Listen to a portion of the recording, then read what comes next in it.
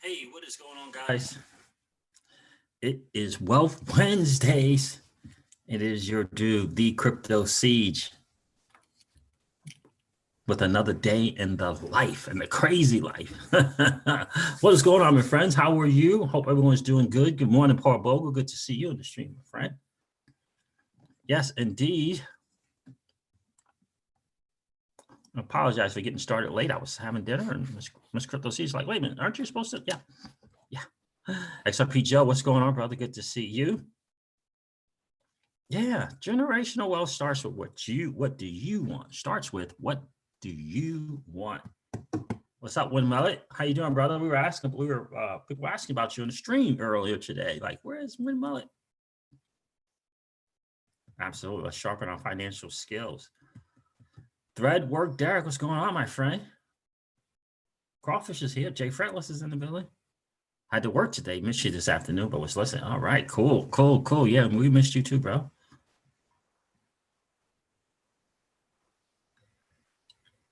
Absolutely. Yeah. So, I was doing some homework and doing some research and stuff and coming up with today's topic. And, at one second I was going to go over the 5 hacks for wealth. And then another second I was going to go over the 4, different mindsets or whatever to kind of, that prevents you from having wealth. And I thought to myself, and I've been thinking about this for about a week now, about something that I was, putting together for a presentation that we're going to do tomorrow about, I guess it would be about a peace of mind.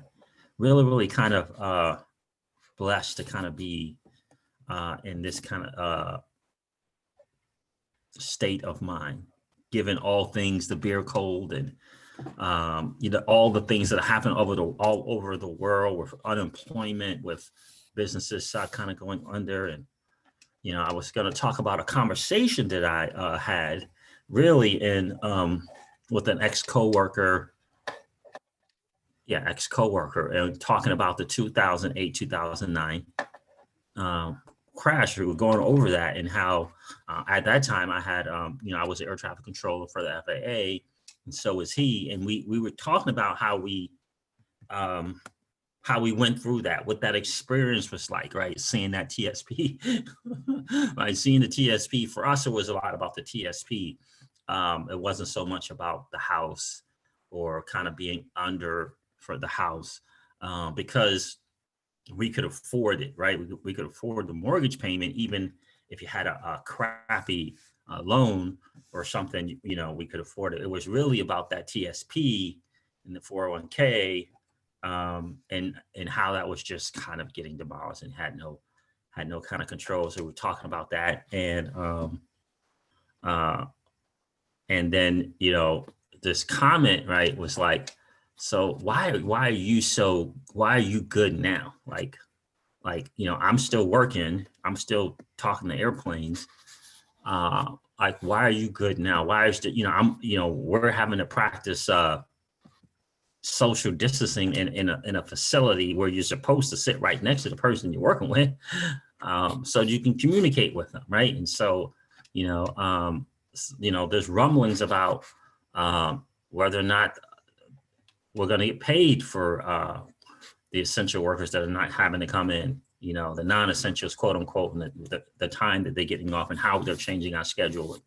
Everyone's concerned about if they're going to get that money, or how is that going to work, because so much money is being dished out everywhere else. Why are you so cool? And I was like, it was an interesting question. Like, why are you so cool, right? I mean, you're sounding calm, collective, and why is that? And I'm like, dude, I don't know. I'm just, for really, really blessed to be in a good spot, right? And so he said to me, so what did you do between the last thing that happened in 2007, 8, and 9, the housing market, and everyone's 401ks and stuff being wrecked, and today, what did you do in between that? Now, my initial between then and now, right? And my initial thought was, well, I mean, that's obvious, we decided to go in business for ourselves, and in 2012, and worked, got that done, right? And, built it and got it done and walked away in 2015, like less than 3 years. And so initially, this is what I was thinking, right? And then I just kept, got off the phone, whatever, and because that's initially, essentially what I said, and he knew, he's familiar with it, he supported me, right? And I got to thinking about it after I got off the phone and thinking about it more and more, and I thought to myself, well, it wasn't really about the fact that, the success of building a business that was giving me the peace of mind. I said, really, it was about, maybe it's deeper than that. What is it? It was about the decision to take advantage of an opportunity. And that was the difference, because some people look at things and they don't take that opportunity, right? They let it go. They let it slip by, right? Maybe it was that. It's because it was the decision to do it, right? Not necessarily that it was successful, that we're blessed to have it become successful. It was the decision. And then I got to thinking some more about it. And I said, yeah, that's not really it either. That's not really it either. That's not really the thing. And the more and more I kept thinking, and I was thinking about my daughter. And when I first started, I was single, was a single dad, building, putting this business together and building it. And I remember thinking, why did I even make the decision? What caused me to make a decision to find an opportunity and then take advantage of the opportunity, right? Right. What was underneath that? And I would just remember thinking that I just really, ultimately, the answer to the question that I have to call them and tell them is I just really, really got clear on what I wanted. I got really, really clear on what I wanted. Ultimately, what did I really want? Especially at that time. And I remember thinking two things. So 2008, 2009 was kind of crazy. Again, the vast majority of us, our savings was the TSP, which is a form of a 401k, right? That was our savings, right? So I kept thinking, what was it, the thing that I was thinking about? And so it came down to, ultimately, I knew, and I got very clear ultimately what I wanted. And there was one more thing beneath that, what I wanted. What I ultimately wanted, was, since I was a single dad, is I wanted to be fully present in my children's life. That's what I ultimately wanted. And when I think back a little further into that, I really believe this, that people make decisions based upon two things, really. And it's the fear of something or the excitement of something. And what I mean by that is it's very, very odd, but most people will do something because of a fear than they will do because of a joy or excitement. And what I mean by that is, I remember thinking to myself, as clear as day, I actually remember the position I was working in the Tracon, and I remember when this lady came in from a break. She's a supervisor, and she was like kind of crying, not kind of, crying. And I remember we was cool. And I was talking with her because I was in a position where I was not talking to airplanes. I was really doing more clearance delivery stuff. And she was like, I'm not going to be able to retire. Like, I don't know what I'm going to do. I'm not going to be able to retire. And they already denied my application to work past, 56 air traffic controllers. If you're not at the higher level of management, you have to leave at 56. And she's like, the TSP thing is smacked up and sideways and down. Or yeah, I know. She said, I don't know what I'm going to do. I can't leave. I don't have the income from a TSP was supposed to be the thing that was going to replace the income and stuff like that. And that feeling, that fear was ultimately the decision to get me to think about what I really wanted, right? What I really wanted. Because a lot of times people will move into action, you know, because of the fear of the pain. And I remember thinking I didn't want to feel that way, where I couldn't do what I wanted to do after, gosh, she was 30 plus years and couldn't do what she wanted to do. And so, which was retire and enjoy her TSP. And number one, it got sliced up and hacked up so much out of her own control. Nothing, you know, wasn't due to anything that she did. And she couldn't. And they told her they wouldn't let her work longer.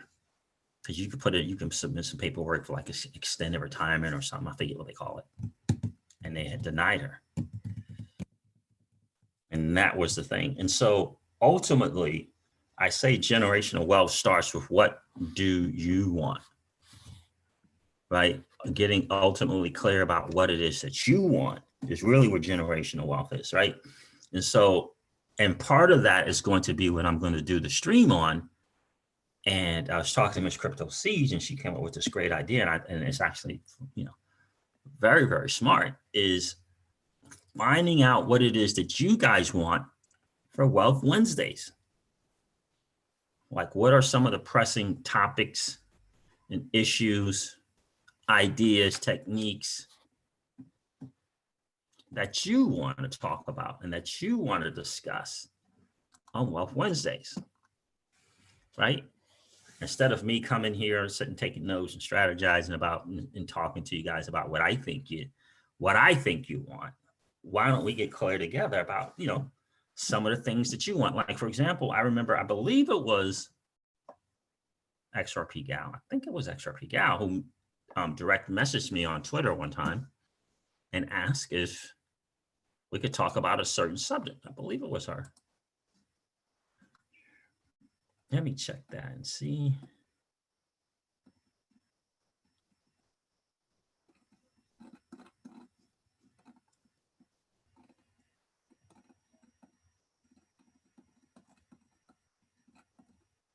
I believe it was her. She's in the stream though, right? XRP Gal, that was you, right? Yeah, yes it was. There it is.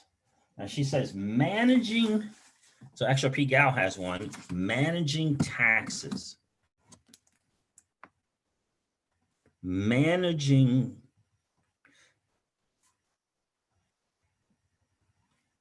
when you say managing taxes, XRP Gal, what do you mean?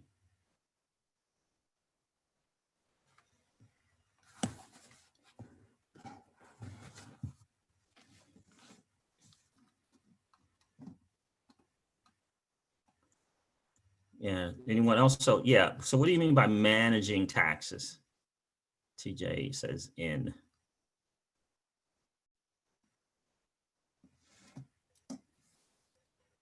Oh, shelters, tax shelters and stuff. Okay, got it. Tax shelters.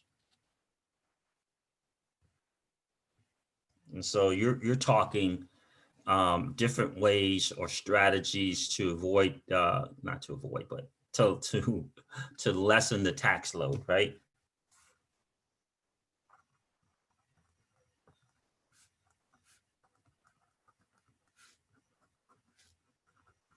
Okay. Anyone else? What did you guys, anybody want to learn more about mutual funds, the pros and the cons? Anyone else want to learn about ETFs? Anybody want to learn more about index funds? What is it you got? Jackie 33 is in the building. I know, that is so sad. I hate Walmart anyway.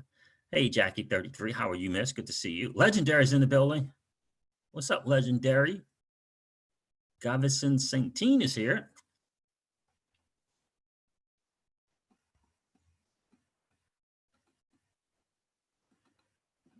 So XRP Carolina, what's up, brother? Good to see you.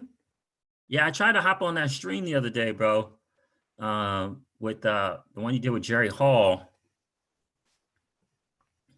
I didn't know how that was supposed to work. Yeah, but I would have loved to come and hang out or chat a bit for sure. Good to see you in the stream, XRP Carolina. So what is it? What is it? Do you really want to learn about mutual funds? Do you really want to learn about index funds, ETFs? What about bonds? Do you want to learn about bonds? Smart to buy bonds, not so smart to buy bonds? What do you want to learn about? Do you really want to learn about platforms like the Celsius Network? What is it that you guys would like to learn about?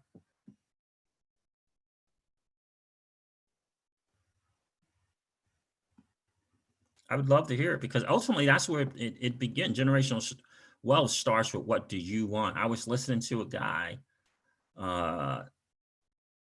today on YouTube. Gosh, I cannot remember his name. It wasn't Garrett Gunderson. Of course, he says it as well. But it was a guy talking about starting family banks and stuff like that. Now he's he's wanted to do it in the stock market, right? And strategies for stocks. That's not an approach that I would recommend. But he did talk about, you got to kind of figure out what it is that you want. How many of you would like to talk about maybe family banks and how do you start a family bank? What does that look like?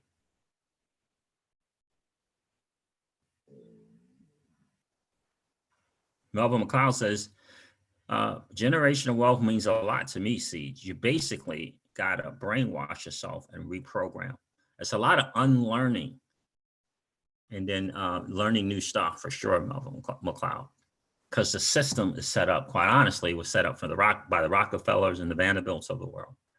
It was set up to grow employees. It was set up to grow the employee workforce, because they were business owners and they needed a system in place to create employees. I think when Muller says an overall strategy according to age group, like 20 to 35, 35 to 45, 55 to 65, and over 65.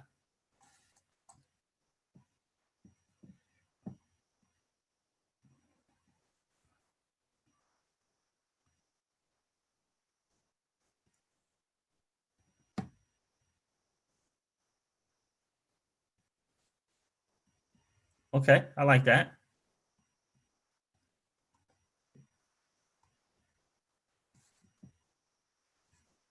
Yeah, it's funny too, because me and Miss Crypto Siege were setting up some appointments and getting on some calls. Had a call today with a guy about the high value cash life insurance. I had an appointment call yesterday with someone as well. I have another one scheduled May 6th. And what we were ultimately looking to do was not only to put this particular tool or product into action, if you will, but also to kind of hook up with a team, if you will, and start that team. Now, that team might be a RIA or a fiduciary who's familiar with the high cash value, right? So it might just start with that, right? And ultimately it can lead to maybe a team like something like Garrett Gunderson has, where he has, just an access to a team. Well, it's a big team. So, you got to pay for that, but because he has, the attorneys there as part of the teams, the state attorney, the tax attorney, right? Got the RIA, got the cash flow person who specializes in that as well. But, I was talking with the guy today and I'm like, yeah, and the reason why I brought this up as well, what do you want? Because this is a guy that I talked to today who's, friends, right? Part of a network, friends. And I ultimately had to tell him what I wanted and not just do something for business sake because he's friend dude, right? Like I had to say, look, ultimately, I have to work with someone who has what I'm wanting to do in terms of this particular whole life overfunding life insurance, right? Right? Do you have one? So he didn't have one. Now he could put me in touch with people who could structure it, but he didn't know if they had one, right? And so that, right, ultimately, I talked with Miss Crypto Siege about this. I said, I want to be with someone not only who can help structure it, but also has one or two or three themselves, right? Because now it's, in addition to having something structured, now there's education involved, right? Because I can talk to them about his or her experience. What has it been like? Who's the company? How long you've been with them, right? There's an added level to it. And Becoming Your Banker by Nelson Nash, he suggested that. He recommended that. Right? XRP Gal, choose a tax lawyer how to choose a tax lawyer. Okay. That's a great one. How to choose.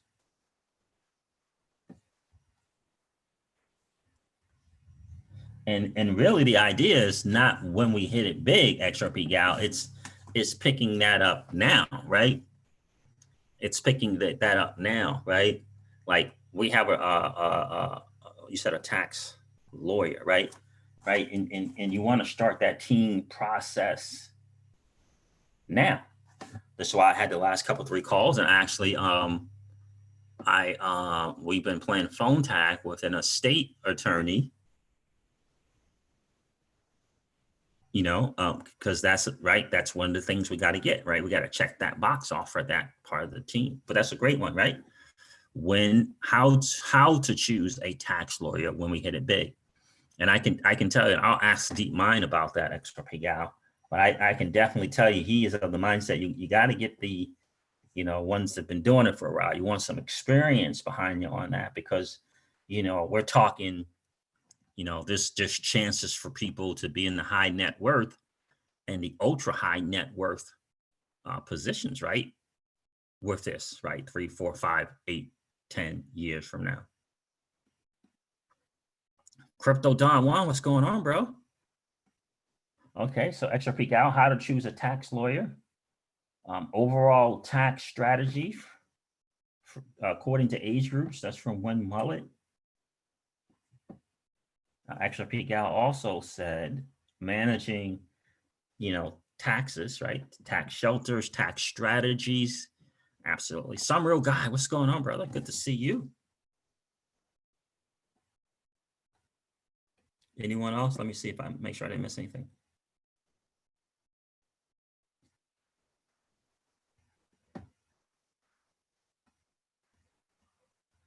Phillips family is in the building. What's going on, my friend? Hold on a second.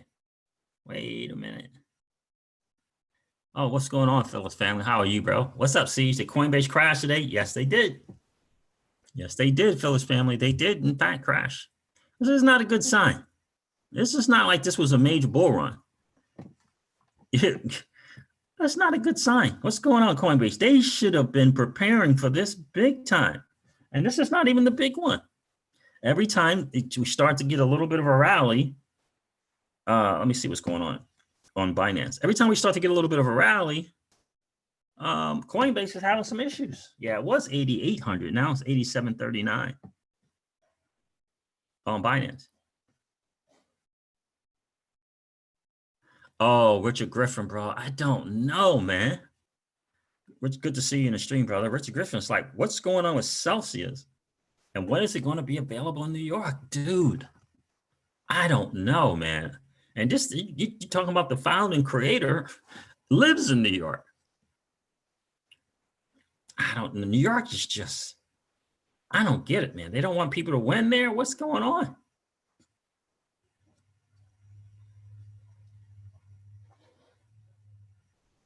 Actually, Carolina says, yes, thank Crypto Siege. I didn't know what I was doing either. New platform, but I think we have the kinks worked out now. Huh. XRP Carolina, and what is that we're talking about? Oh, you probably talking, were you talking with Jackie 33? The stock market is so nuts right now, says XRP Gal, and unpredictable. I don't know how you can predict these days. Who would figure the market up so much with the economy shut down? Makes no sense. Yeah, it makes zero sense for the market to be up the way it is right now.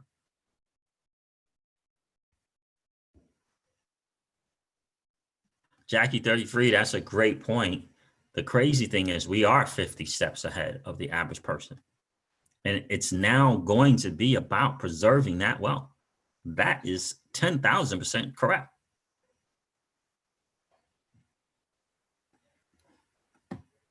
But I do want to ask these questions and get some answers from you guys, because I don't want to come on here and pretend that I know what it is that you guys want. And I don't want to come on here and, because honestly, I'm in a place right now where I could talk about becoming your own banker an hour a day, every single day. And the power behind it to create, like a lot of people don't even know, you can literally create generational wealth just from doing that.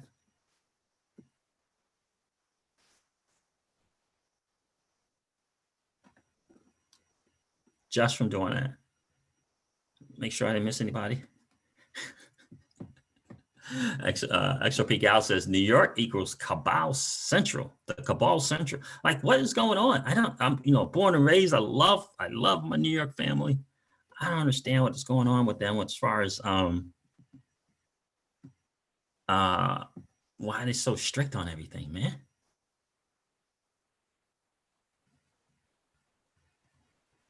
XRP Carolina. Yeah, I saw that you guys were using StreamYard.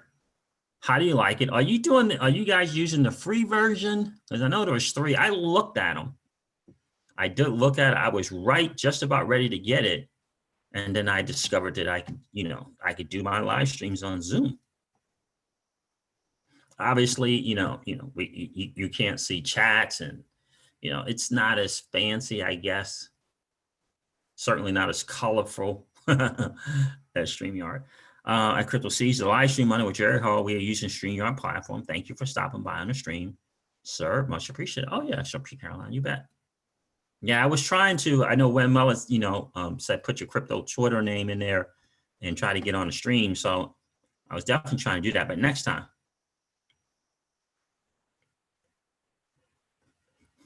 Ani is in the building. What's up, Ani? New York is metropolis, modern day Babylonia. Yeah, I know, bro. Born and raised, I know. It's crazy. The regulations are crazy. New York regulations are tough, probably due to money. Yeah. Exactly, some real guy. Coinbase had 2 years plus to get ready. And a little spike up like this, what, 12, 14%? Then they can't handle it. It doesn't make sense at all. So anything, guys, so I came on here to stream, wanting to know what it is, generational wealth, Wealth Wednesdays, generational wealth starts with what do you want? So part of what you want is like, what do you guys, what are some of the topics that you guys would like for us to discuss on Wealth Wednesdays? Now I have 3 things here, but I would definitely like to, and listen, nothing's too, what is it? Are you thinking about buying gold and silver? Would you like to have a conversation about gold and silver? You guys let me know. Not Chosen is in the building. What's up, Not Chosen? Hey, Crypto Siege. What's going on, bro? Good to see you.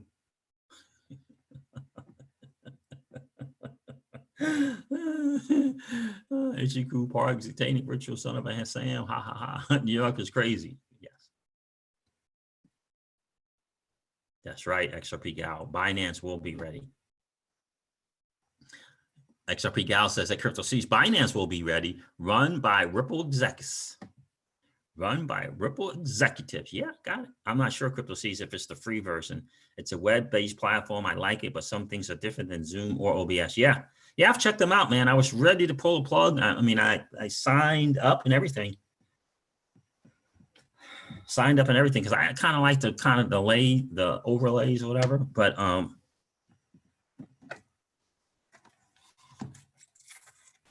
Crypto Don Juan says, Crypto Seeds, you got to start taking callers in on these Zooms.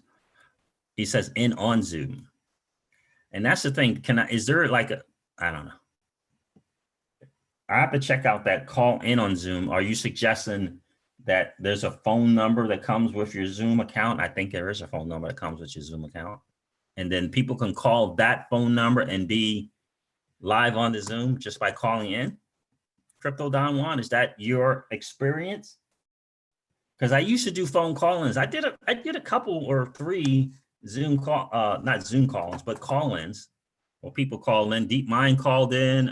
Robert Westbury called in before a video chat. So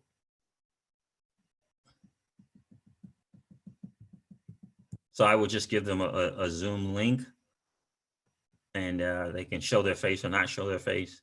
Yeah.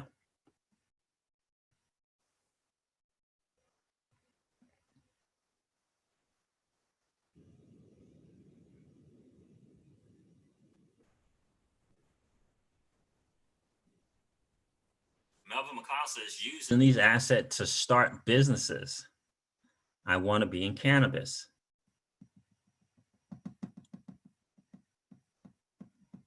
So what are you going to do, right? How are you going to diversify outside of the digital asset space, right? Are you looking to, okay.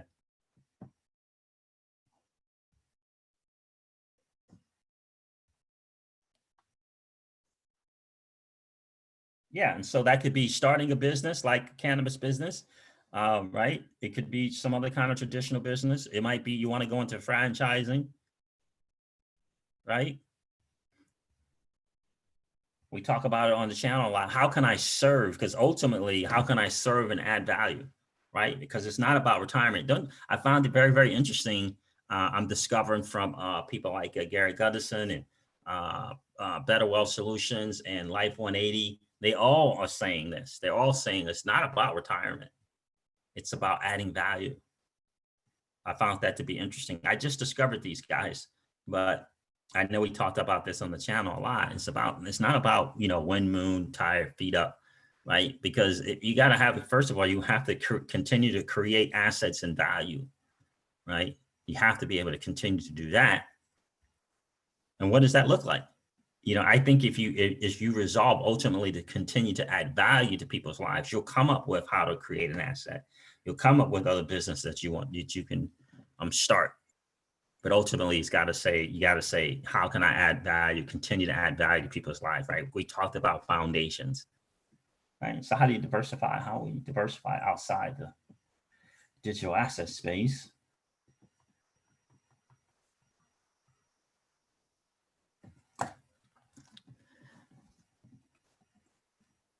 Doug Davenport's in the building. What's going on, Doug? Zerp, zerp. I'm waiting for the bargain price, assets, real estates, and such. Yeah, absolutely. That's coming. That is definitely coming. You're definitely gonna want to have some cash on hand. A lot of people stacking that cash so they can, take advantage of these prices. Okay, yeah, that's perfect, Crypto Don Juan. I can definitely do that and just do one at a time. Yeah, absolutely. I like it. Yeah, that's a good idea. Now that I think about it, Crypto Don Juan is perfect because you can just send the link out, right? Start one at a time. Great idea. And for some people that don't want to show their face, that you don't have to. You can just stop the video. That's just an excellent point there, Crypto Don Juan. We can easily do that. So guys, we'll be doing that. We'll start having people kind of, we'll send the Zoom link out to people, have someone, kind of one at a time, hop on the channel. We'll talk and, ask some questions. And I think that'll be cool. Probably send a link to your channel. Yeah, you send the Zoom link out and have people hop on. Yeah, we will definitely do that. Extra peek out, Crypto Seeds. I want a village for homeless mothers and children where they can learn from very skilled choices to create their own businesses. I like that. I know in Africa, they do a lot of that. I was watching a YouTube video today about a lady who started that in Africa because she ultimately ended up like getting a bank, if you will, and setting up that money that way. I love that. I love that extra peak hour. That's great. That's a way to continue to add value into people's lives. And there's crazy things come from that. Crazy things come when you make a decision ultimately to continue to add value to people's lives. And people will come to my village to purchase their creations. Oh, wow. Nice. That sounds really, really exciting. XRP Gal, I love that. I love that. Deep Mind is in the building. What's going on, Deep Mind? Good to see you, my friend. Making progress, my friend, on the other thing. Making some progress. So your guy initially hooked me up with another guy here locally in DC, and we've been playing phone tag, left messages with each other. So hopefully we'll get that done. Doug Davenport says, XRP Gal, I'm in the middle of creating this same thing now. It's a sustainable village. Very, very nice. I love it. I absolutely love it.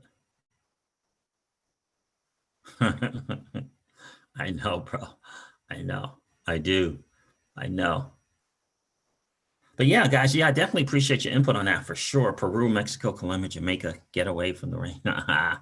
Right. So what do you ultimately want? And I told you guys about that conversation only because I think ultimately that's where it starts. What do you really ultimately truly want? There's going to be a wind moon without question. But what is it that you ultimately want? And so I couldn't have a talk about that if I didn't find out, what do you guys want? What do you guys want from this Wealth Wednesdays? Like, what do you want to learn about more? Because again, you know, I could talk about these high cash value life insurance, overfunded life insurance, whatever you want to call them. Like, I could talk about them all day. We are so excited about them. I gotta tell you. I found out that Robert Kiyosaki is a big fan of them as well. I don't have proof positive. I didn't hear from him, his words, his mouth, but someone said it, so we'll verify that. But I'm sure he would be. He's a smart guy. 416 Crypto is in the building. Good evening to you, my friend. Good to see you tonight. So ultimately, that is what it's about. What is it that you want, right? So we're taking questions, Deep Mind, from the audience here, and like what it is that they would like for us to cover on Wealth Wednesdays. You know, that I shouldn't just come with what, I think the family wants. Let me find out what the family does want and cover those topics. When Mullen says responsible investing versus impulse spending. Yeah.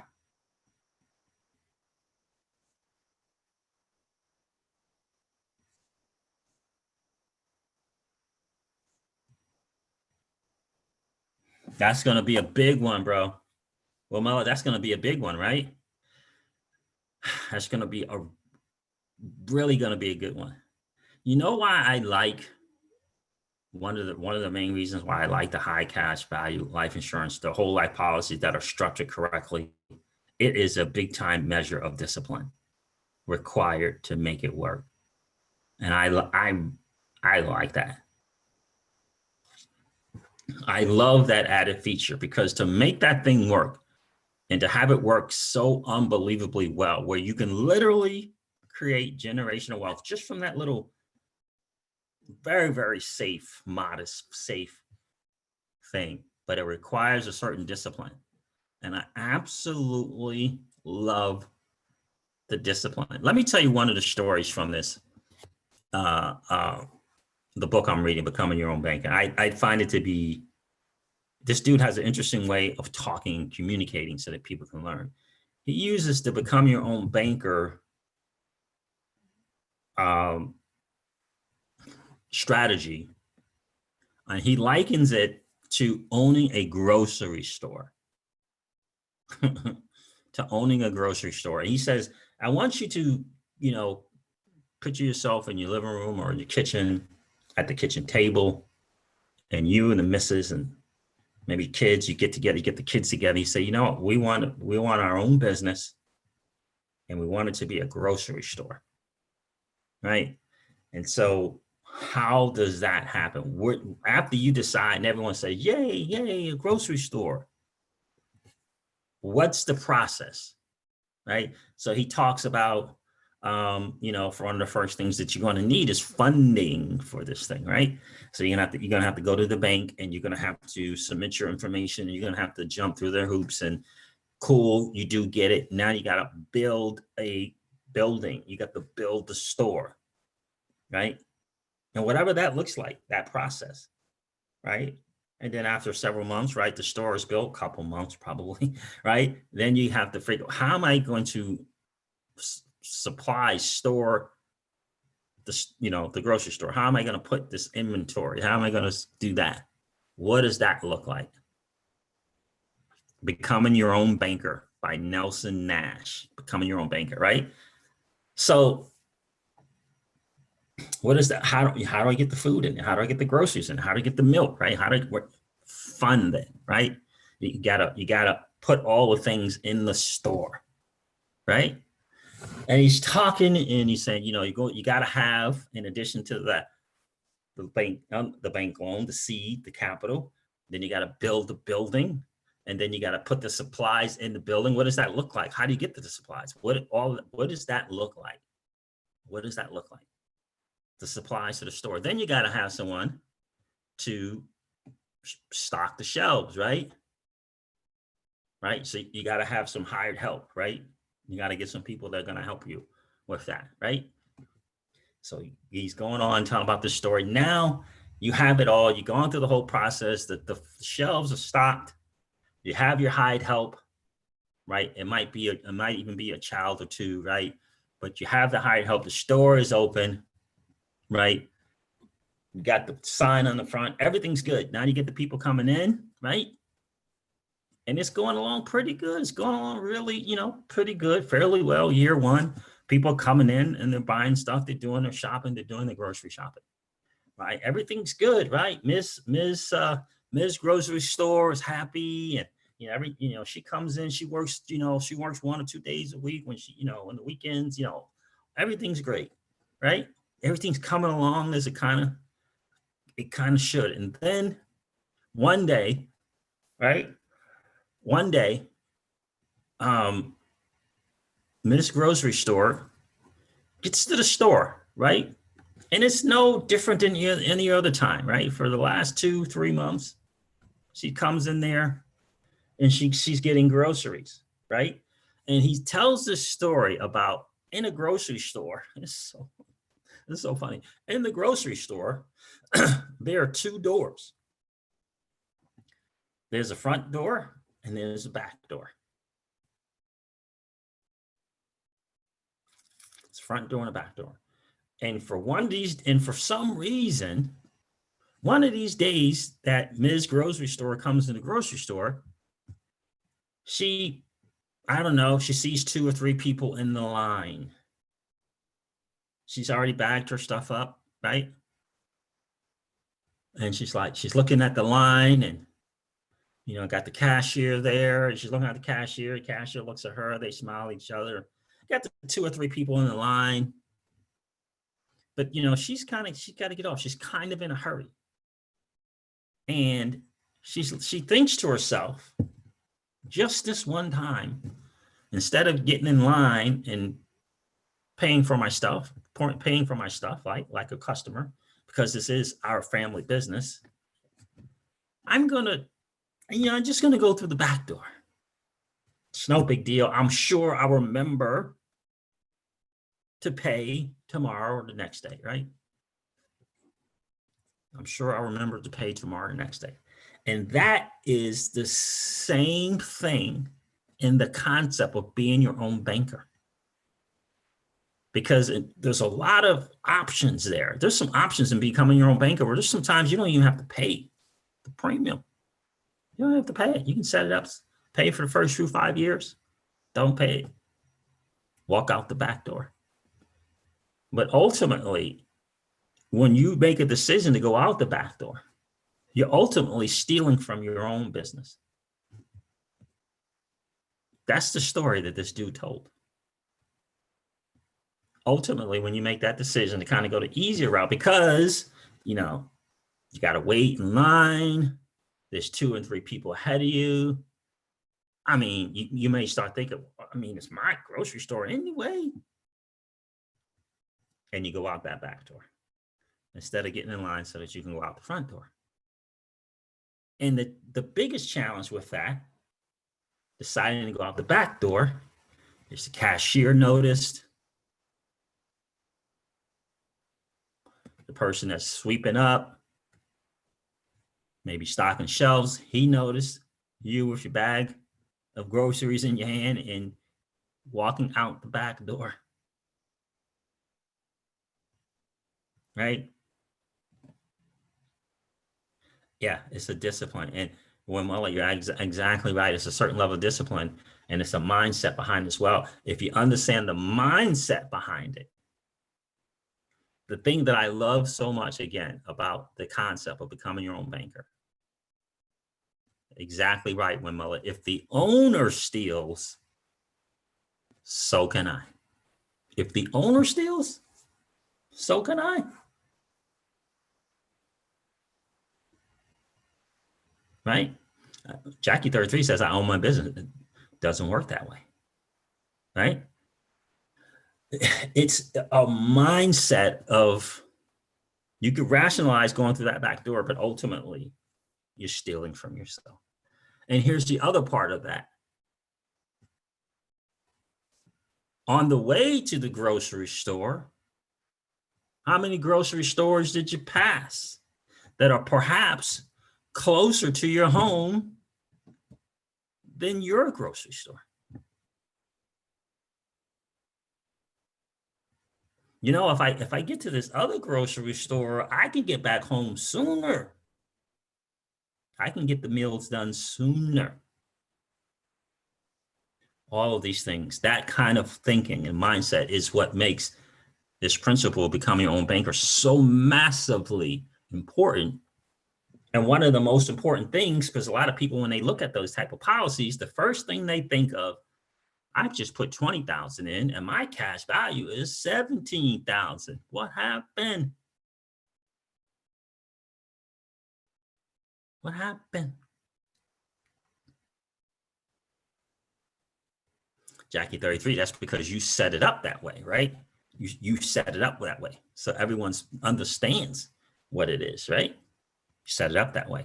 And exactly when you set up your particular business policy, you set it up a certain kind of way. Jackie 33, not the 5-finger discount. That's Win Mullet, right? And so it's a very, very interesting philosophy. So he has a very, very interesting way of teaching, you know, of teaching some stuff. And when I think about the different strategies that you can use, here's the thing. He says in the book, Deep Mind, everyone is in the banking business. The challenge is most people are in other people's banking business and they're not in their own banking business. The world evolves around the banking business. It evolves around the banking business. The challenge is, are you willing to become your own banker? He talks about financing cars. It's a very, very simple. Do you ever realize how, I don't want to use the word conditioned. I think that's the wrong word, but does anyone think most people think there's just 2 options. You pay for the car cash, well, 3. You pay for the car cash, you lease the car, or you finance the car, right? Finance the car. And I found it very, very fascinating to realize and understand that if you discipline yourself for a certain amount of years in something that has a long-term benefit, like a death benefit, but has a savings element to it, you can buy your car with your cash and pay yourself the payments back into your own thing. And because you pay it back into the policy through the insurance company, the value of your policy becomes greater. What? Yeah, the value becomes greater. And here's the trick to it all. And I think it's a pretty cool thing. There's a lot of people got good finance rates, right? They can get the 5%, 4%, 3%. Credit's outstanding, whatever it might be, right? Now, the vast majority of people don't, and they're in the 8, 9, 10, 11%, right? So here's the thing. You realize, wait, hold on a second. I've been doing my thing with my premium paying every single year. I got the cash. I know that I'm going to take a loan against the value. I'm not taking away from my cash value. So if I have $50,000 in cash value, I can take a loan for $50,000. I don't have a zero cash value anymore. I still have my $50,000 cash value. I'm borrowing it from the insurance company. I'm doing it in a loan based on the value, right? That's what wealthy people do. They get some, right? They get some cash based on the value of their assets, right? So I got the 50,000. Cool. I know that this loan is going to be about 4 or 5%, maybe 6%. The interest rate over there at Toyota dealership was going to be 11%. And this is what my payment was going to be. I know that. I know that. What am I going to go and pay myself at 5%? Or am I going to go back and pay myself at the 11%, the same percentage that I was willing to pay the dealership? When mullet, another level of discipline. Another level of discipline. I'm telling you, that's a great question to ask yourself. Are you going to pay yourself back at what the insurance company has asked you to pay yourself back? 5%, 4%, 6%, whatever it is. Or are you going to pay yourself back the 11% that you were willing to pay the Toyota dealership? It's a great question to ask yourself. Now, once you really truly understand the value of paying yourself back the same rate in payments that you were going to pay the dealership, once you get the value in it and you see it and you see the numbers, you'll never ask that question again.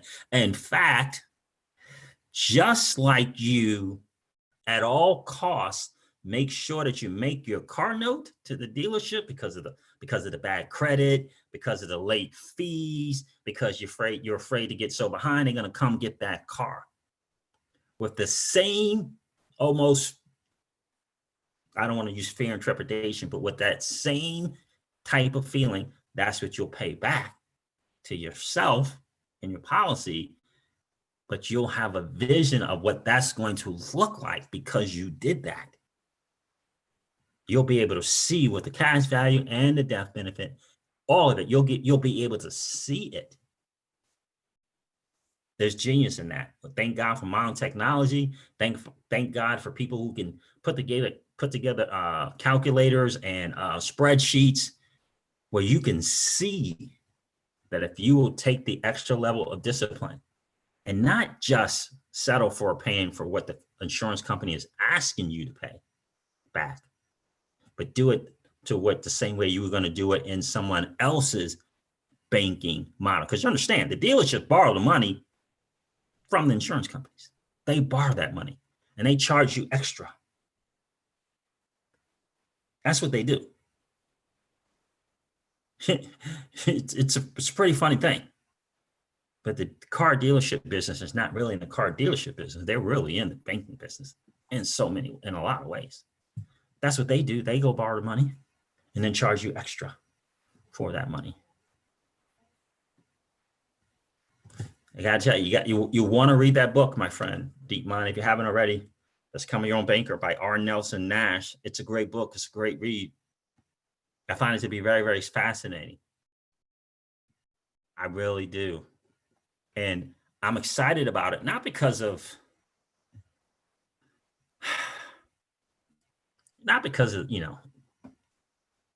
death benefits, not because I know there's going to be extremely high levels of death benefits for Miss Crypto Siege, right? For my daughter. That's not it. That's not it. Really, I'm excited about it because it's going to take it's an added level. It allows me to increase my level in sound financial principles. That's why I'm really, really excited about it. The sound financial principle of saving to invest. The sound financial principle of not paying taxes. The sound financial benefit of earning yield on your money. All of those sound financial principles you get to exercise in this particular type of policy that's structured correctly. And I get really, really excited about that part of it. I really, really do. I think it's tremendous. I really do think that it's tremendous.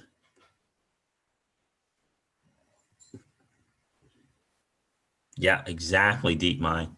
Expand the concept to a family vault. Extended family members can access the credit lines. Yep, from your family bank. Exactly. After crypto boom, in exchange for small APR to be paid back. Yes, and you can ruin your credit. Yeah. And think about this, which is another thing I'm excited about.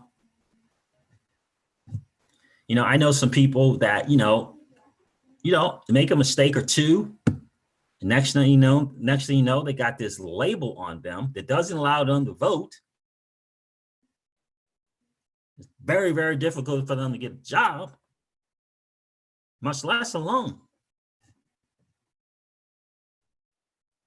Much less a loan. But if you could start something, I know a guy started his with $50 a month. $50 a month. Those no minimums. $50 a month. And then, because in today's advanced technology world, can see what that's going to look like for a year and get excited about it, have some hope for it. Then increased it. Next thing, then increased it. And then learned about didn't even know. Then learned more about other options that could be done with the PUA rider and the MEC limit. Then learned some other concepts. Now, $8 million later. What? Yeah. Because he became his own bank instead of because he operated in his own banking world instead of operating in someone else's banking world. It's powerful stuff.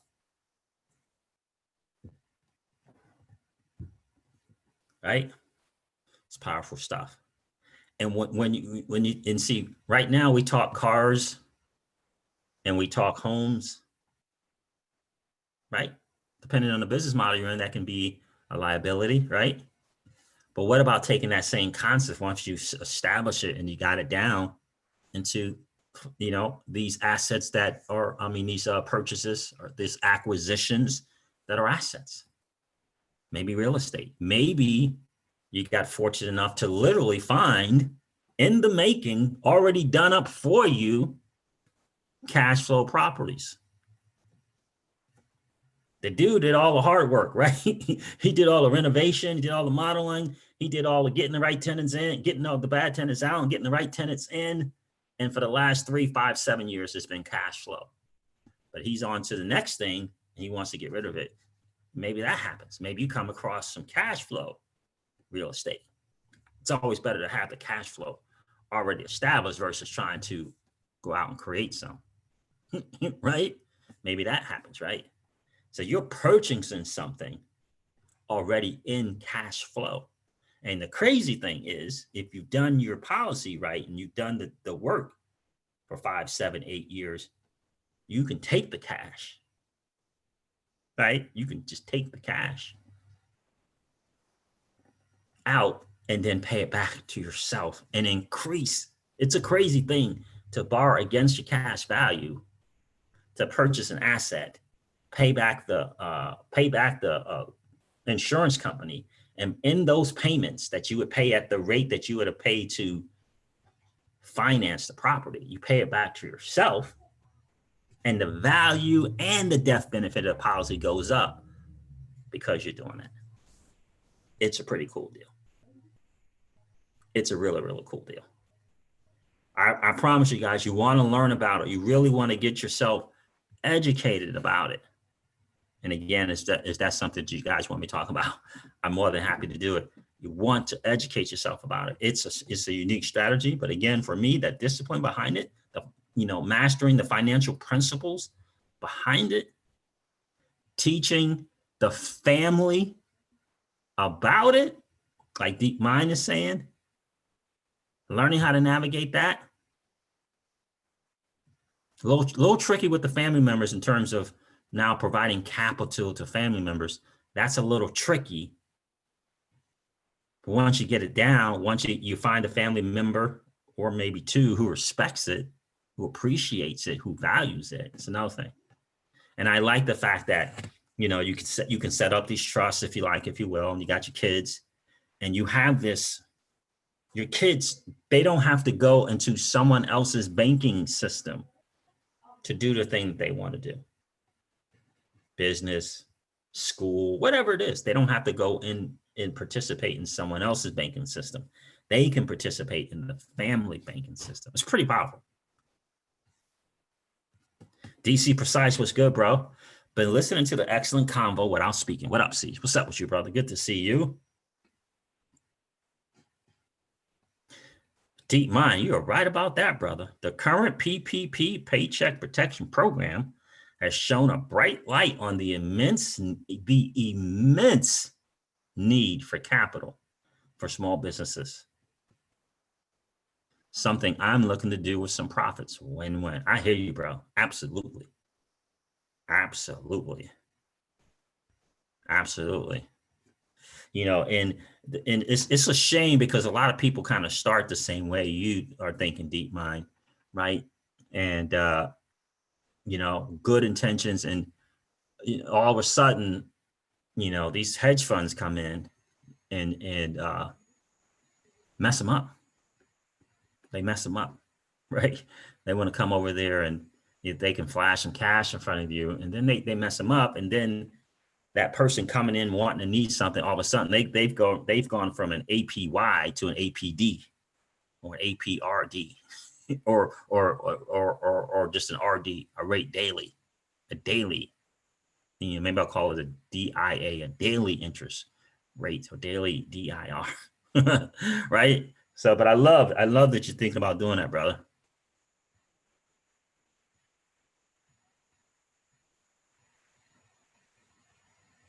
Right? Derek P, thank you. Wealth Wednesdays, love your work, CJ. Thank you, my friend. For sale is in the building. Says no, it's called generational wealth. Deep Mind says, I'll put it on my reading list, bro. Thanks. Oh, you're welcome, brother. Great. Absolutely one of the great ones.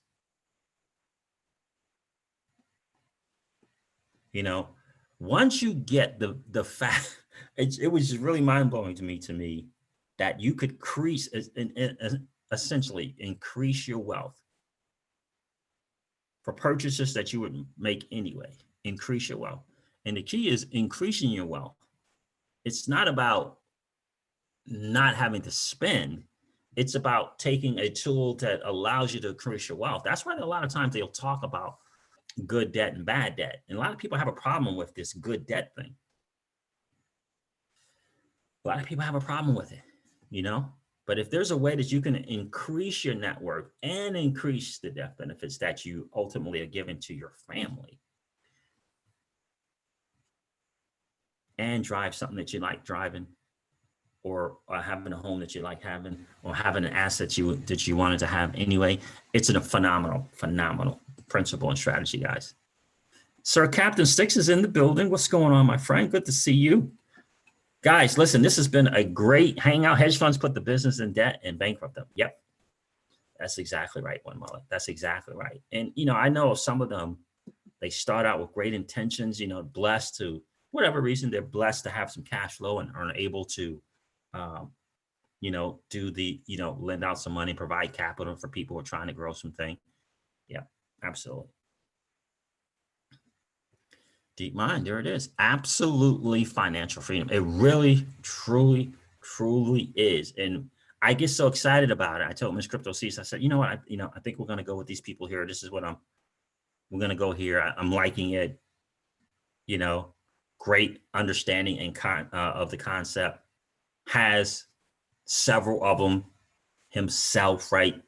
So I'm not talking to someone who's just talking about it, right? I want to talk with and work with someone who actually has it, who has been in practice, right? Have seen, you know, maybe I can learn some lessons. What do you do here? What did you do here with this one at year 5?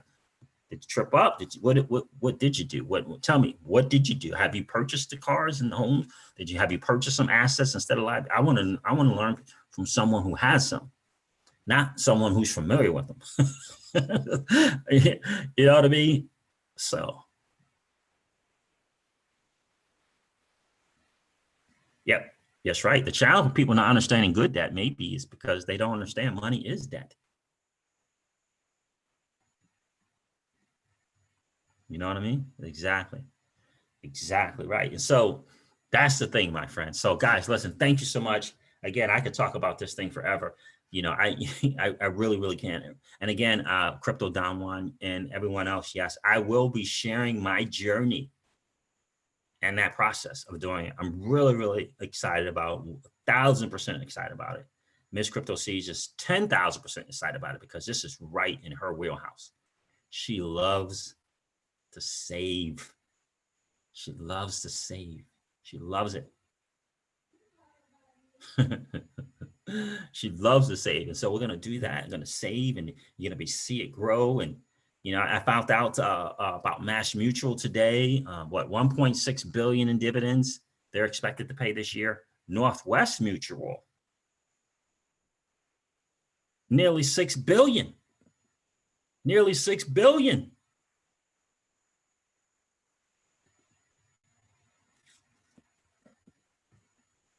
Oh my God, did I not put that in the, oh my God, baby. Remind me to put the book list in the description after this video.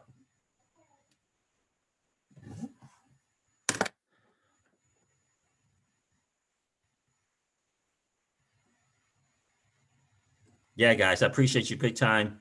Yeah, absolutely. Yeah, definitely going to do that. So, yeah, excited. I'm excited for you guys. We're going to learn together. It's going to be really, really cool. Without question, it's going to be a great time. We can share together about these wealth strategies, and I have a feeling I'm going to turn one of you two guys on to this strategy. I have a feeling. All right, guys, listen, it's been a great hangout without question. I appreciate you guys all being here. I'm going to wrap up the stream like I do all of my streams and remind you of this. Old money doesn't want you to win. They don't want us to win. They would rather us remain a cog in their perpetual wheel of trading our time for dollars. They don't want us to play in the same playground that they play in, where we allow our money to work for us. This is our chance to win, guys. The digital asset space is our chance to win. We're in the midst of the greatest transfer of wealth in the history of man. Are you participating or are you standing on the sidelines? Here's what I do know, that the battle for you has already been fought and the victory is yours. Go get it. I'll talk to you soon, guys. See ya. Bye.